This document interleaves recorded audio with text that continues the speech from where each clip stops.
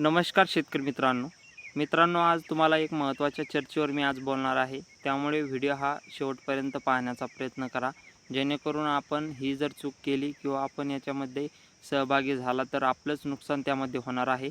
त्यामुळे मित्रांनो, आपण हा व्हिडिओ शेवटपर्यंत बघा. सहमत असाल तर नक्कीच या विषयावर कमेंट करायला विसरू नका. तर मित्रांनो, आपण जे आता सध्या कपाशीचं बियाणं घेत आहोत, पाठीमागच्या वर्षीसुद्धा आपण कपाशीचं बियाणं ऑनमध्ये घेतलेलं आहे. म्हणजेच काय तर चढ्या दरामध्ये आपण जे बियाणं आहे तर ते आपण घेतलेलं आहे. मित्रांनो, जे बियाणं आपल्याला 800 ₹850 मिळत होतं, तर ते बियाणं आपण 1000, 2000, 3000, 4000 रुपये काही शेतकऱ्यांनी त्यामध्ये मोजलेले आहे. तर मित्रांनो, एवढे महाग जे बियाणं आहे तर ते आपण घेत आहात. मग मित्रांनो, बियाणं का महाग घेतात?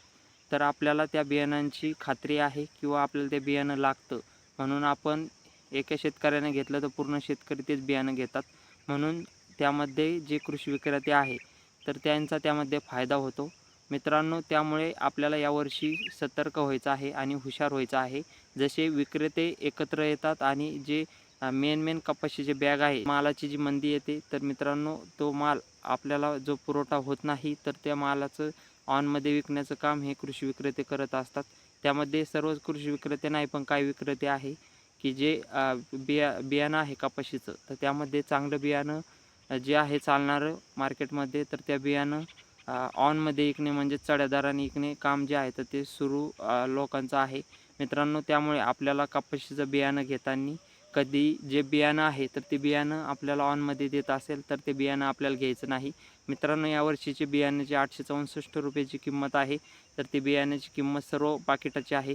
मग आपण कोणतंही बियाणं घेतो आणि त्यामध्ये चढ्या भावाने आपण त्याला पैसे देतो. तर मित्रांनो, हे करणे आपल्याला टाळायचं आहे.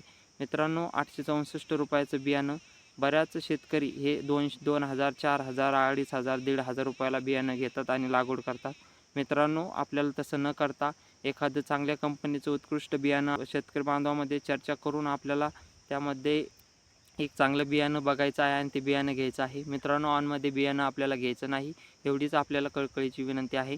मित्रांनो, आपण ऑनमध्ये जर बियाणं घेतलं नाही, तर जे बियाणं आहे ऑनमध्ये विकतात कृषी केंद्रावाले, तर मित्रांनो, कृषी केंद्रावाल्यांनी ऑनमध्ये जे बियाणं आहे तर ते आपण घेतलं नाही, तर ते बियाणं समोर जे आहे तर ते काउंटरला येणार आहे, जेणेकरून आपल्या शेतकरी बांधवांचे जे पैसे आहेत तर त्यामध्ये वाचणार आहे.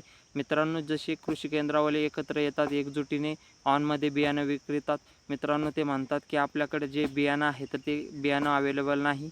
जर आपण चढ्या दराने जर आपण त्यांना पैसे दिले तर ते आपल्याला बियाणं द्यायला तयार होतात. तर मित्रांनो, मग आपलं त्यामध्ये चुकी आपलीच असते की आपण त्यांना ते बियाणं मागतो आणि आपलाच ज्यामध्ये तोटा आहे तर ते करून घेतो आणि त्यांचे खिसे जे आहे तर ते भरल्या जातात. त्यामुळे मित्रांनो, आपल्याला कळकळीची विनंती आहे की आपण जे बियाणं आहे तर ते बियाणं कधी ऑनमध्ये घ्यायचं नाही. ते दुसऱ्या कंपनीचं बियाणं त्यामध्ये पर्याय आपल्याला शोधायचं आहे आणि ते बियाणं घ्यायचं आहे. मित्रांनो, असं जर केलं तर आपला त्यामध्ये नुकसान जे आहे तर ते होणार नाही.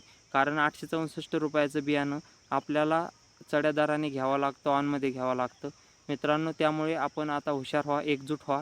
आपण अशा पद्धतीनं जर केलं तर ते बियाणं नक्कीच बाहेर येणार आहे आणि आपल्याला मूळ किमतीमध्ये मिळणार आहे. त्यामुळे मित्रांनो, हा व्हिडिओ जवळपास सर्व शेतकरी बांधवांपर्यंत पोहोचवण्याचा प्रयत्न करा, जेणेकरून त्यांची फसगत होणार नाही आणि आपल्या शेतकरी बांधवांची जी एकजूट आहे तर ती एकजूट होण्यास मदत मिळणार आहे. त्यामुळे मित्रांनो, शेतकरी बांधवांपर्यंत नक्की व्हिडिओ हा पोहोचवण्याचा प्रयत्न करा आणि तुम्ही या गोष्टीला सहमत आहात का तर आपल्याला कमेंटमध्ये नक्की कळवा. तर मित्रांनो, धन्यवाद. जय जवान, जय किसान.